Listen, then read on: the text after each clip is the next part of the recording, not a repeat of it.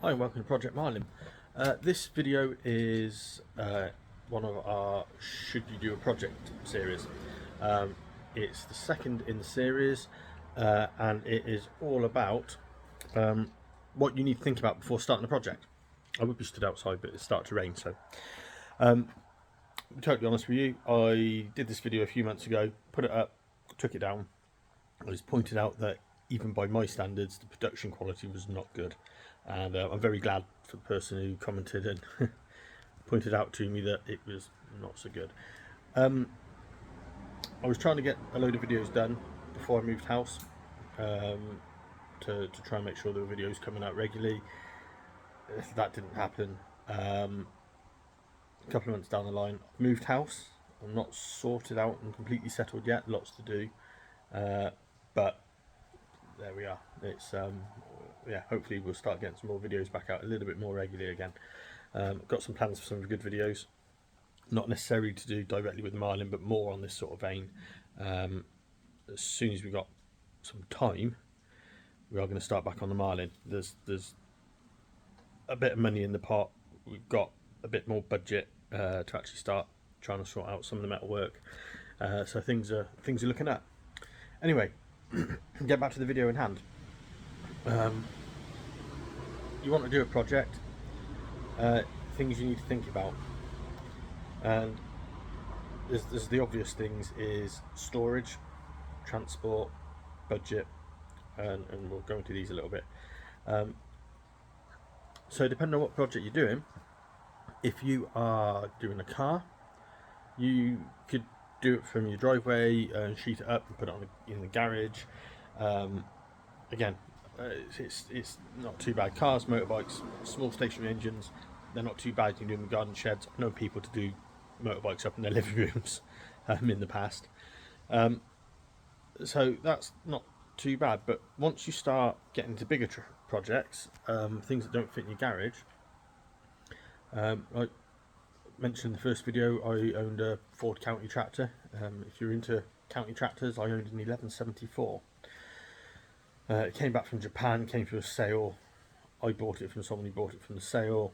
It appeared mostly to be made up of parts that had been swapped from other machines, and was not in a good state, or the engine definitely wasn't in a good state. I spent a fortune on it. Well, I didn't spend a fortune on it. I spent quite a bit of money on it. Did all the engine work, got it running lovely, rewired it, and then I couldn't afford to pay the storage cost anymore because the storage cost was taking the money needed to do up the tractor, and yeah, I couldn't keep the tractor at home. It was too big because it had a cab on it. It wouldn't go in my garage. There's no space on the drive, that sort of thing. So these sort of things are important. I'm very, very lucky with Marlin. My storage costs are low. It's on the same. It's not far from my workshop. I'm very lucky that my landlord is extremely reasonable about having something the size of a static caravan or mobile home parked on their land. But at the same time, it's not undercover. So if I wanted to rent a building that I could keep it in, because of the size of it, it would be very expensive. I mean, hopefully, eventually we'll get there and we'll get her undercover. But at the moment, with the state of it, it's been outside for years before I owned it. It's not deteriorating that badly, really, considering. No, it's actually better now. We've got some panels off the cab and got the floor mats out. It's not rotting like it was because the water can dry out when it gets in there. But again, like I said, storage costs. It's a real big thing to think about. The other thing is, what do you buy? Can you fit it in the back of your car? Have you got a trailer that you can put it on and tow with your car? Do you have a van? Will it go in the back of the van? Will it go on a trailer towed by the van? Will it even drive under its own power? If you buy a car, you could drive it back. I mean, just turn around. You will recognise this thing. This thing has. Can't even point to it. This thing has been moved 2 or 3 times, and each time Jim has had to pay somebody with a transit recovery sort of truck, or recovery truck to move it for him, because didn't have a car trailer, and it's not capable of driving under its own power. So there's a cost involved on that.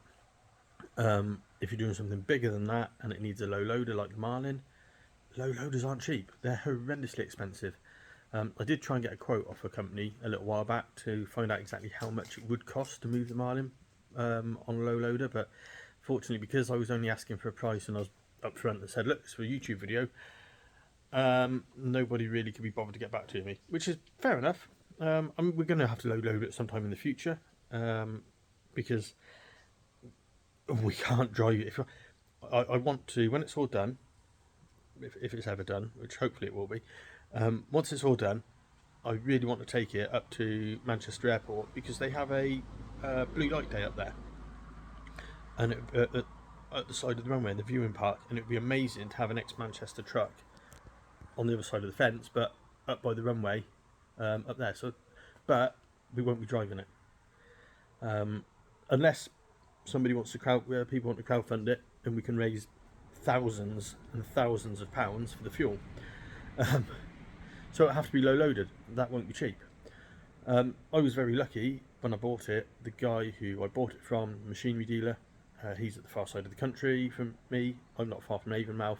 He buys machinery from the docks at Avonmouth, or buys it that comes into the docks at Avonmouth, and he transports it back up to where he's from.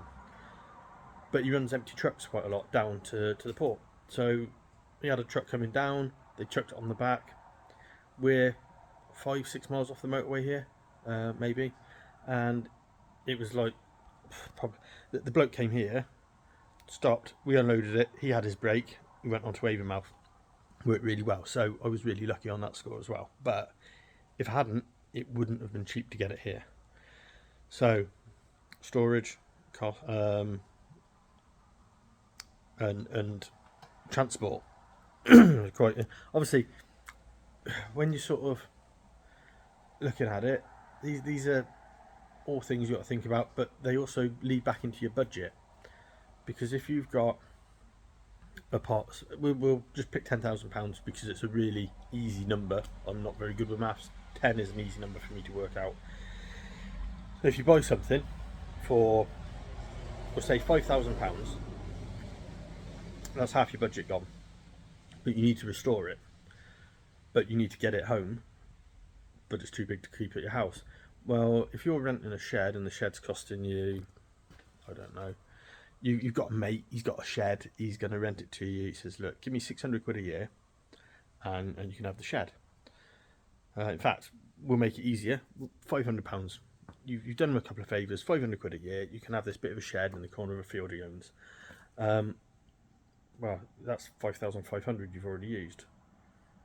You say to the blokes, you bought it from Scotland and you live on the south coast, you said, look, I need to get it home, but I can't get it there. He says, that's all right. I'm picking something up from London. Give us 500 quid, I'll drop it off. So now your budget's down to £4,000. That's assuming that you're only going to store it for 1 year. And obviously you can keep putting money into your budget and your budget can change.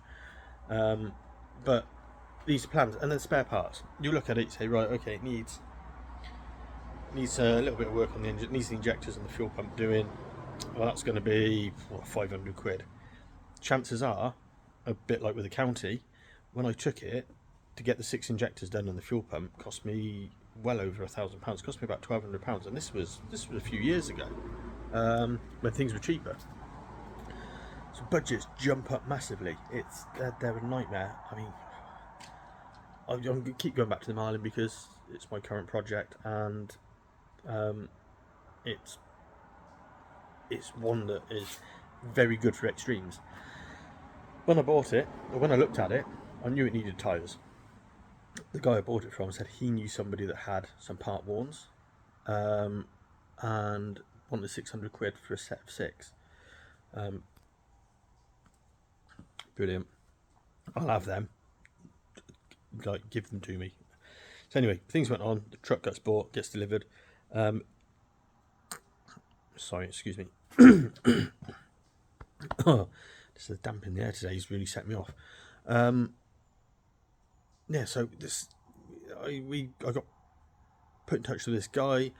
I think he realised how much these tyres are worth, and suddenly they're not available. I suspect somebody offered him more money and he sold them because they're used on agricultural trailers as well as the Marlin.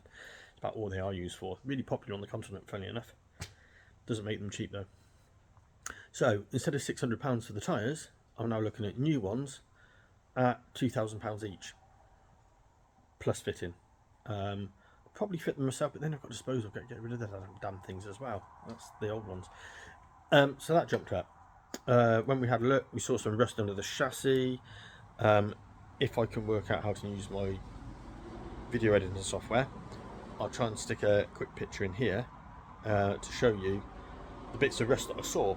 So I've got a couple of pictures of some of the rust, and it didn't look horrendous. It looked a bit flaky around where you go in on the left hand door. Didn't look too bad. So we got it back. We started pulling the floor mat back, which is glued down, which is a nightmare, to try and see how bad it was.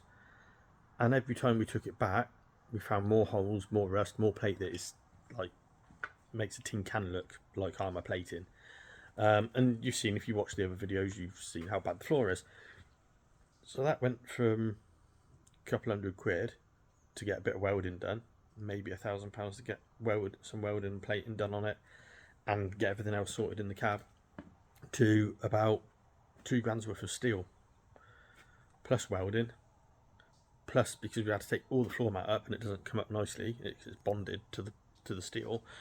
We need all new floor mat, and we need all new headlining fabric because that's glued to the steel, and it's so old it just disintegrates when you try and get it off the aluminium plates on the roof. Need new runners for the hatch because they fall into pieces. There's other wiring, the spindles on the wipers. When we've actually taken it apart, you can see that they're completely disintegrated internally, so we've got to find some of them. So a few £100 repairing the cab has skyrocketed. And that's not even adding in the amount of money it's going to cost to replace the windscreen that I broke because I'm an idiot and I wasn't paying attention. Well, I was paying attention. I was trying not to break the dashboard, but I should have been keeping an eye on the windscreen as well as the dashboard. And there we go. It's one of those things. These things happen. When you're doing a project, you will break things. You will find things that are broken you didn't expect and you replace in. So that £4,000 you got left for your budget won't go as far as you think it does. Prices are going up all the time. Price of oil is going up like mad, so I need to service the truck once we actually get the cab back together again. So it needs an oil change, needs filters, the gearbox needs an oil, everything wants an oil change. We've got to look at the axle as well. I don't even want to think about that at the moment, what that's going to cost me. But just for changing the oil is getting more expensive every day. Buying the steel for the cab is getting more expensive every day. So my budget is getting smaller. So your £4,000 you've got left after buying and transporting and storing it for a year is things, unless you're lucky, you can find things that some parts are getting hard to find. You've got to get things made, get things repaired. Some cases you can't do either. You've got to replace them. If you can't get the replacements anymore because they're obsolete, you've then got to source a more modern equivalent, and that can become really expensive, especially if you need to modify things to fit. I was lucky I found an air dry cartridge. Actually, one of my better performing videos is doing some work on the air dryer, but I could have replaced it with a modern equivalent. I didn't want to do that, but I could have. But again, I probably would have been looking up near £1,000 for an air dryer, and then you've got the cartridge on top of that if it doesn't come with one, and changing the cartridge is expensive. Whereas I managed to get a cheap cartridge, bang it in there. So where we're up to, we've stored it, we've worked out a budget, we've realised that the budget is going to go skyrocketing out. You're going to run out your budget, so you need to. I honestly think on any project you probably want about 50% extra as a contingency on what it's going to cost you. So the bigger the project you're doing, the bigger the contingency needs to be. So I mean, I'm trying to think of an example. What have I got lying about around here? Let's walk this way. So this thing's never going to get done up. I use it as just a bit of a sign. So that mower there, if you've got a 300 quid budget to do it up, you're not probably going to need 450 quid to do it up. So 50% is a bit excessive there. On the Marlin, I didn't really have a budget. That was the problem. I bought it without sitting down and planning things, which is a bit of a trait that I've got. Those people that actually properly know me will know that it's not the first time I've done stupid things like this. And even when I do work out a budget, when you start going into things, it's mad. I mean, the house we moved into needs doing up. And again, it's a project. So it needs doing up, it needs new heating, it needs a bit of wiring doing, needs some building work doing, needs new windows and doors, and soffit and fascia, that sort of thing. We've got a budget, and luckily our budget was higher than we expected. Oh, they're quite high. It was more than we expected to need by quite a way. But actually, when the quotes are coming in for the work, to get stuff done decently, we're sort of having to lower our expectations of what the quality and the standard of things that we wanted, to try and keep it within the budget we've got, and we've got a good budget for doing it. The Marlin, I budgeted about 10 grand maybe max, really pushing it to get it back up and running and on the road. Well, that's out the water because it needs £12,000 worth of tyres. I mean, in total honesty, as we stand today, if somebody gave me a lump sum of cash to be able to get on and do it, I think we'd probably be looking 50 to 60,000 at today's prices for stuff, and that would include labour. So not just parts, labour. It would be including that, because some jobs I would get people to come and help me with or do for me, and that price is probably going to go up because prices are going up. So that's another reason why the Marlin isn't getting done. Not because I don't want to do it, but I don't have 50 grand sat around to do it all at the moment. It's partly why I started doing YouTube, was because I thought that would be more helpful in raising some sort of funds to do it, but that's something we'll go on to in a different video. And that's sort of, again, everything ties into budget. One of the things you've got to think about is the labour. How much labour is it going to take? Now, I know people that own some beautifully restored kit and they've never touched a spanner in their life. They buy stuff, they send it off to have mechanical work done, or they get somebody in, pay someone in to come in and do the mechanical work. Then it gets sent off for painting, all that sort of stuff. And it's amazing. They have got beautiful kit. They've not done any of it themselves, and that's not saying that isn't a project. I'm not having to go at anyone for that. Not everybody has the skills to take something apart and redo it. I mean, obviously, I'm coming over here talking about mechanical projects, building project at home, like doing the house up.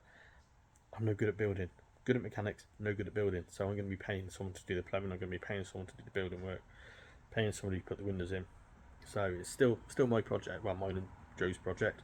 Marlin's my project. I'm doing most of the work on it. So labour costs would be sky high. Get people in that had actual proper skills, and pay people to do it, you're probably going to be paying at around £100 an hour. So like probably $120, $130 an hour, £100 sterling an hour, a lot of money. But I do the labour myself, and I do have people that I can call on. I've had people that have offered to come and help me. Once the welding's done in the cab, it's probably easier to occasionally have somebody come and help, but then because it's not something, there aren't other people out there that will have really worked on Marlins, and again, even if they have, this one's different from all the others because it's the prototype. It's difficult because I would worry, and however good they are, I want to be sort of keeping a bit of an eye on it while I'm doing something else, so it slows me down. If it's helping just lifting and carrying, well, you don't need skilled people for that, and they'd get bored by doing it if you were. So it's difficult on the labour side. But this is another one. I think I might even do a video talking about skills. Somebody said I didn't have the talent to do the project in a comment a few weeks ago. People, I'll introduce my skills to you and talk about what skills you've got and what skills I don't have and what skills I need to improve, because that's also part of it. Doing a project gives you the chance to learn things, learn how to do things, get better at things you can already do. So again, all these considerations. There's more considerate things to consider. Is your wife or girlfriend going to be very, very annoyed with you and leave you for doing it? Because I know that's how. Well, I had a ex-girlfriend, obviously ex, because I bought a vehicle that she didn't agree with me buying, and it was the ultimatum. It was well, it wasn't even an ultimatum. I said I was going to buy it with my money, and she was like, oh, okay, yeah, whatever. So I said, I'm going to look at it, and she threw a wobbly and cut me off completely for a couple of weeks. So as far as I was concerned, that was the end of that. She wouldn't talk to me, wouldn't answer anything, it's sort of worked out better for me, really. My current partner, Jo, who very soon, hopefully, will be my wife, well, she's supportive. She's so supportive about Marlin. I worry about my mental health and own it because I bought it. I worry about Jo's because she's supportive about me and doesn't insist that I sell it. In fact, I did say I was going to sell it at one point, and she said, "You're not doing that. You've already sold the Land Rover. You're not selling the fire truck as well," which is absolutely fantastic. But I know other people. There's another YouTuber out there. Could be getting this wrong. He lost, well, not lost a girlfriend. Yeah, he had a relationship breakup partly because he bought a fire truck. That's the story I've been told anyway from roundabout, and I know it's happened to other people.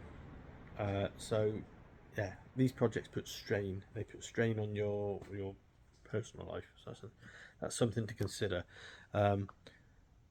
The bigger the project is, the more you should probably talk to your partner about it, because the more strain it will put you under eventually. Anyway, this video's gone on a lot longer than I thought it was going to, although I'm much happier with how it's come out than the last one. Thank you very much for watching. Please click like if you've enjoyed the video. It makes quite a difference to the visibility of this video to others, and the more people that see it, the better. Because although I don't do YouTube to try and make money, it would be quite helpful if we could monetize, but I need to start putting out the videos a bit more for that as well. But we need the likes, we need the subscriptions. Love hearing from people in the comments, so if you've got something to add, or you disagree with something I've said, stick it down in the comments, and hopefully we will see you next time, which won't be quite so far away. Thanks a lot for watching. Cheerio and Tudor Pip.